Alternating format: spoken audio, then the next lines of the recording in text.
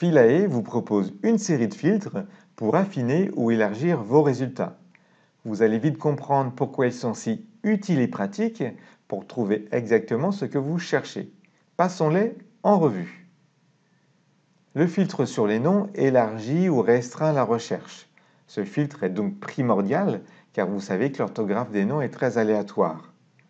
Le nom exact affiche le nom saisi. Contient le nom indique en plus les noms composés et avec des particules. Avec les variantes, Philae vous propose les noms assez proches phonétiquement. Grâce au filtre événement, cochez et décochez ce que vous désirez.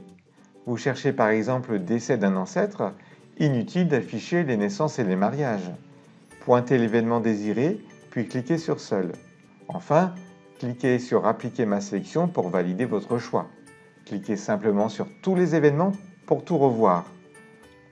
L'option Sujet principal uniquement exclut les personnes citées, indexées, d'un acte comme un parent ou un conjoint. Le filtre sur les dates est actif lorsque vous avez choisi de faire une recherche sur une personne ayant vécu vers une année précise. Vous choisissez ou non d'élargir la recherche à plus ou moins 2 ans ou 60 ans pour des recherches très précises ou plus larges si vous avez peu d'informations. Le filtre lieu est actif lorsque vous avez saisi une commune ou un département.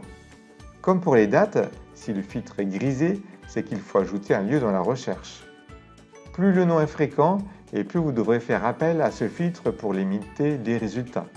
Imaginez que vous cherchiez un mariage dans une commune et que vous ne trouviez pas. Élargissez vos recherches au fur et à mesure. Le filtre dans un rayon de 20 km suffit souvent, sauf si vos ancêtres voyageaient beaucoup. Sinon, choisissez dans tout le département ou dans un rayon de 200 km. Le filtre source fonctionne comme celui des événements. Utilisez ce filtre si vous désirez vous intéresser uniquement aux actes d'état civil ou aux naturalisations par exemple. Vous avez aussi l'option Résultats avec image uniquement si vous souhaitez accéder à des sources numérisées et pas seulement indexées. Enfin, si vous souhaitez obtenir uniquement les derniers ajouts dans les arbres généalogiques et les événements indexés, sans avoir exploré ce que vous avez déjà vu, utilisez l'option disponible à droite des résultats. Choisissez alors les 7 ou les 30 derniers jours. Pour trouver ce que vous cherchez, n'hésitez pas à moduler les filtres et essayer toutes les possibilités. Vous pouvez aussi changer le classement des résultats par nom, par date ou par lieu par exemple. Si vous cherchez des naissances et que le filtre mariage est activé, vous ne trouverez rien. Utilisez l'option qui efface les filtres en cours, notamment lorsque vous lancez une nouvelle recherche. Enfin, allez dans les paramètres pour conserver vos filtres préférés, les plus pertinents pour vos requêtes. Les filtres n'ont plus de secret maintenant pour vous. À vous de jouer avec et utiliser pour faire grandir votre arbre généalogique.